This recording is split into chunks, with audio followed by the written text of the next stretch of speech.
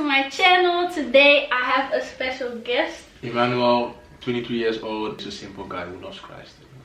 That's all. Okay, and today we're going to answer some of your questions. Stay tuned. Make sure you comment, like, and subscribe, and share this video with your friends, because I believe there's going to be a lot of wisdom. Amen. Okay, the next question is, I know God is always with me, but sometimes I feel so far from him. Have you ever felt that way too? And how do you overcome it? I love this question. The person said, I know God is with me, but I feel like he is far away from me. Yeah. The thing is, you need to shift your focus from feeling to knowing. Exactly. The thing with human is like, I can be with her in a friendship, and I can have a certain feeling because of the way she is portraying herself, and that feeling can be correct. But with God, you don't serve God with feelings. You don't serve God with feelings. True. So, for instance, I've had this feeling many times, like when I just started my journey in Christ. Most of the times I could sin, and then I felt like God is mad, God doesn't want to hear me, God doesn't want to be with me. Why? Because I was placing God in a box of how humans are. Ooh. But then I read a scripture, and then it said, abide in me and I will abide in you, and then you shall know the truth. You will not feel the truth, you shall know it. And God is not a man that he will lie. So if he has said in his word that he is with you and he will never forsake you, he will never leave you, then you should stand upon that word and you should know it. True. You can feel a certain way. Like I always say, a feeling is always right, but it is not always accurate. I can feel alone right now, but she's sitting right next to me, so I'm not alone. I can feel alone, but I am here with her, so that doesn't necessarily mean that I am alone. So this is how she feels, but she must focus herself on what she knows, and she must build that up, and she must stand upon what she knows. Because the enemy will use that type of feeling to draw her away from God. So act upon, shift your focus on the knowing and not on the feeling. I also feel like the person says that I feel so far, like you feel far. That doesn't mean that God is far. Analyze what happened. What is the reason why I feel so far away from God now? And yesterday I didn't feel so far. Like, analyze, maybe it is something that you saw, maybe it's something that you read, maybe it's something that you heard that caused you to feel far away from him. And sometimes that feeling of being far away from him might also be God pulling you closer to him. You know what I mean? So that you will come closer to him. But that is only if you look at it that way. If you look at it from the way like, I feel so far away from God, I can't go to him because I'm already this far, then you're not gonna get closer. But if you view it like, I feel far away from God, I need to get closer to him again, then you move based upon that. How do I stop overthinking everything? I always overthink things and keep replaying things in my head, and it keeps me up at night. The #1 overthinker sitting right here. Explain. You need to master your mind. Yeah, overthinking is master your mind. You need to be in control over your thoughts. Your mind, it can wander all the day, but when you say like, nah, I don't want to think about that, your mind shuts down. You are the one in control over your thoughts. You are the one in control over what do I want to think about. You are in control. In the moment that you get your thoughts in control, that's when you have limits to overthinking. So what I do?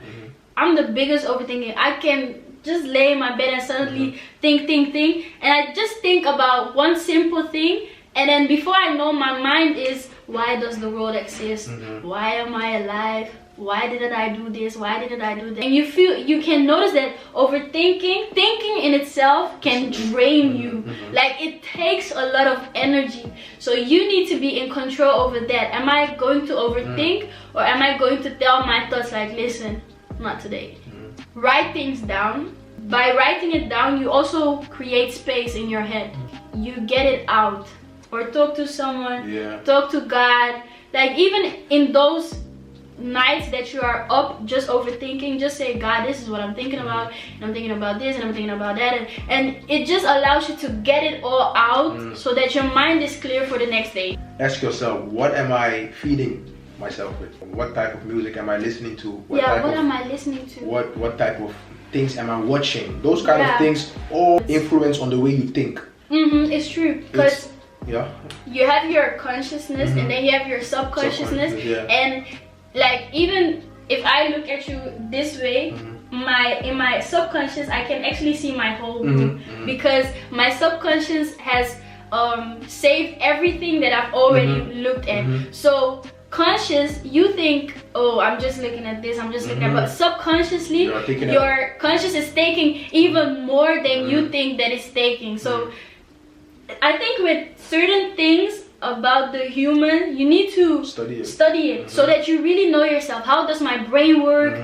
What is my consciousness? What is my subconsciousness? Study yourself, because that's also where you can get a lot of answers from. And I also feel like God is very in biology. He has set everything so biology. I call him biology, because he knows everything, and you can really see that. Wow. Like even the thing about conscious and subconscious, like you can listen to a song or you can watch something on TV and you might just focus on the person in red, but subconsciously your mind is taking all the characters, and that is how they also play in movies. Like they will put a certain thing on a table in a movie and you're not focused on that, but subconsciously you're focused on that, and it actually does play effect in your thought process. So yeah. Yeah, you said everything. You said everything. That's it. That's it. Ask yourself, what are the things that is feeding you, which is causing your mind to overthink. Yeah, exactly. And focus upon those kind of things. So clear your mind. You can also choose to think positive thoughts.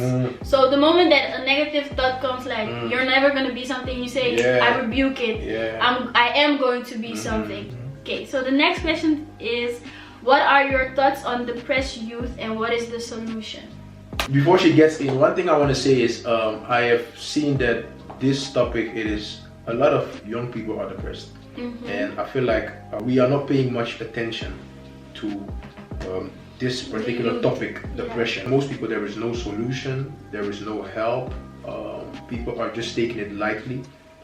I was a person that was also taking this thing lightly because I didn't knew the depths of depression, and I didn't knew you have certain types of depression. I feel like this is a very good question. I hope this madam can answer you. So, the youth, parents think that they have pressure. We have, as youth, we have more pressure because we are forced on social media. We see things that could, quickly cause us to get into that type of depressed state. And let's say depression is not when you're having just a bad day. Like that's not depression. Depression is really in your mind. Like you're like, the way that I can describe it, because I've had a form of depression, is that you're in a pit and you can't climb back up. Like you were just walking and then you fell into a pit and everything turned dark, and suddenly the things that you used to love to do, you don't like to do anymore. Like I had it with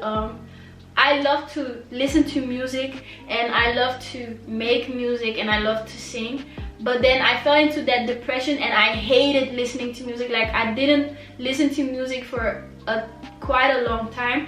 And I didn't sing, I didn't want to sing. Even if someone asked me, Denise, to sing, I'll say, nah, I'm not gonna do it because I don't feel like it. I don't want to sing.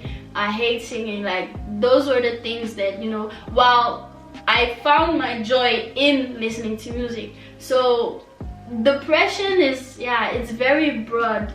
And how I feel about depressed youth, it's because we like to look at other people. We don't focus on ourselves, and you get what you allow.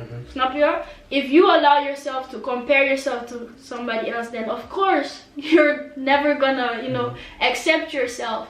And what is the solution? I think that only Jesus can solve that type of depression. Like I got a revelation, and it was that doctors can prescribe you pills for your depression, but the pills will never get to the root of it. The only one who can get to the root of your depression and really pull it out is God. Only He can do that. So because pills are only created for the symptoms to just minimize a little bit, to reduce the pain, but it will not go away. It is still there at the end of the day, and only if you allow God to heal you, that's when the root, He will take you to with me, it was not having my father in my life. So he would take me all the way there. He would make me deal with those feelings that I had towards my parents, and that's how I finally could be able to also get out of that part of my depression. So the solution is not pills. God, like, only he can dig the root, and you need to allow him to dig the root. And also you need to talk about it, because open up. This my brother here. He, during my depression, he was like my diary. So even now and then when I feel down, I'm like, yo, I feel down again.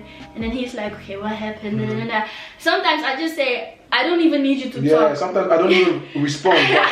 Just her talking and opening up. I tell him, don't talk, like just that. listen.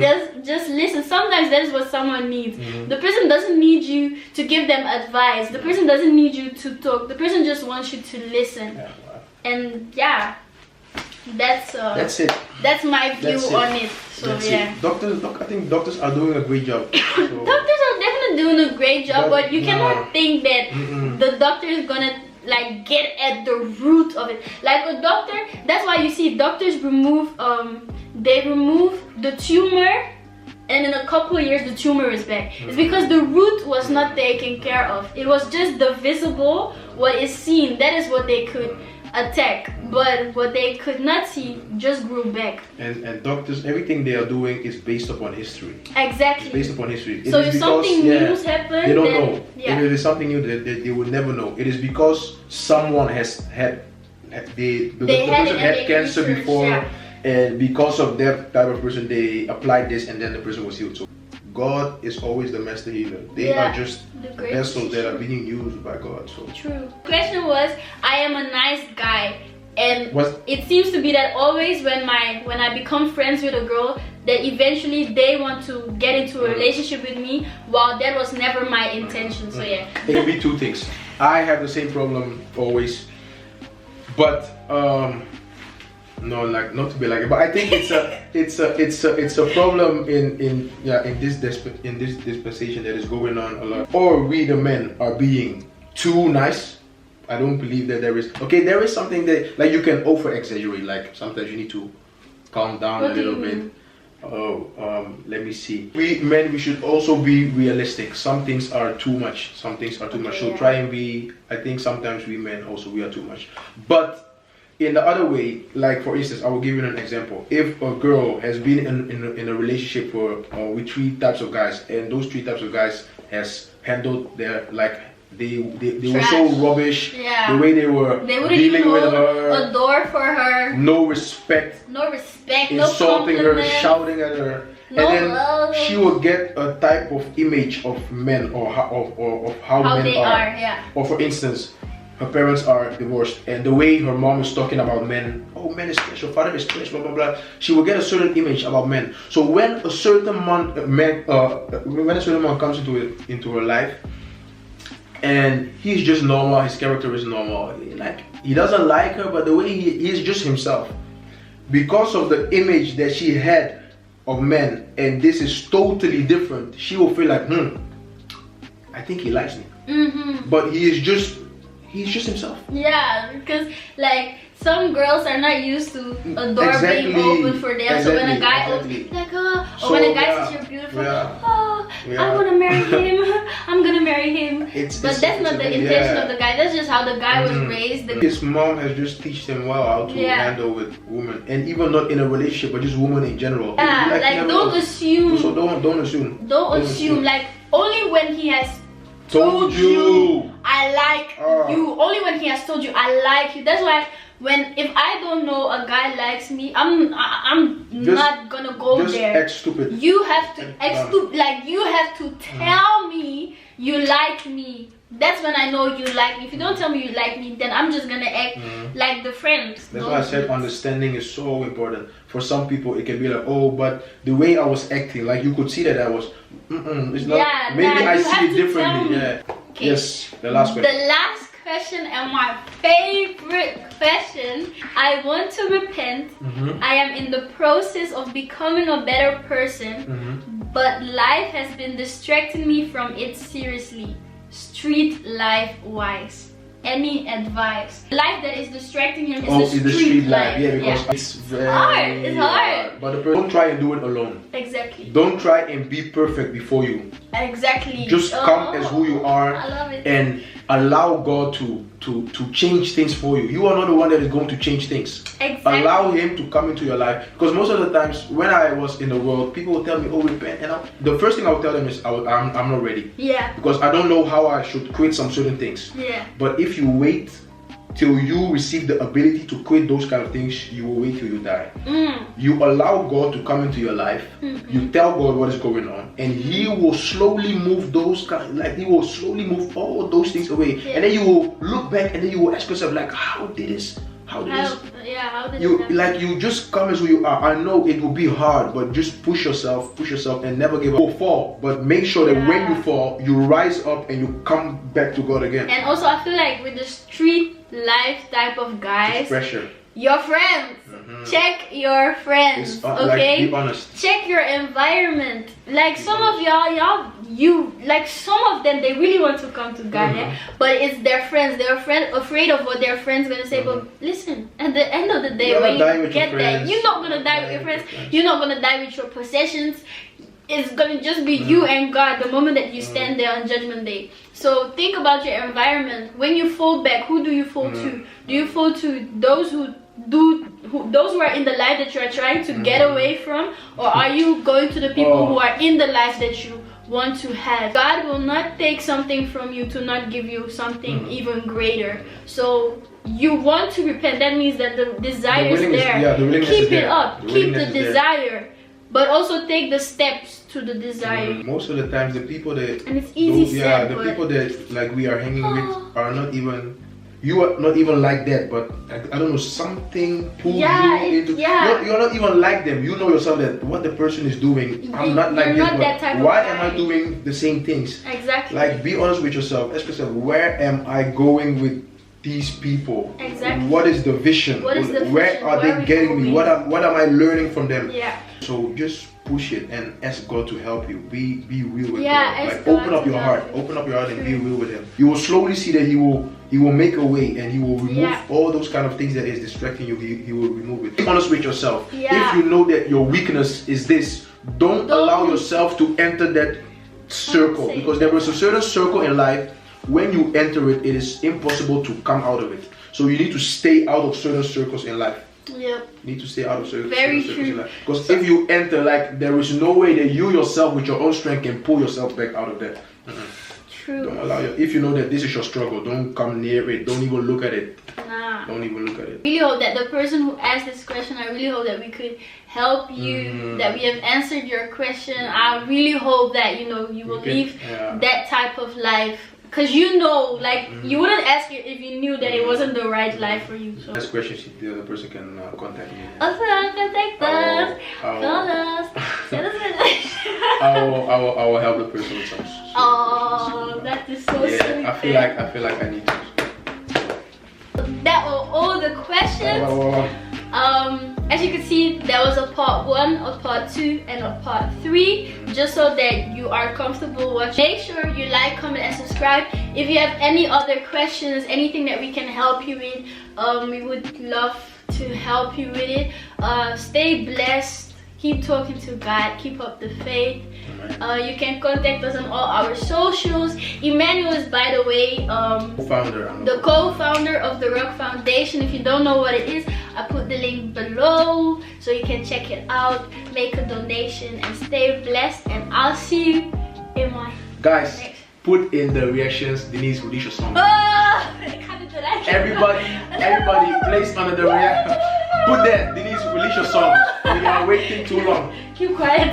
We are waiting too long. Keep quiet. I'd love to thank my brother for being in this video with me. And we see you guys next time. Bye.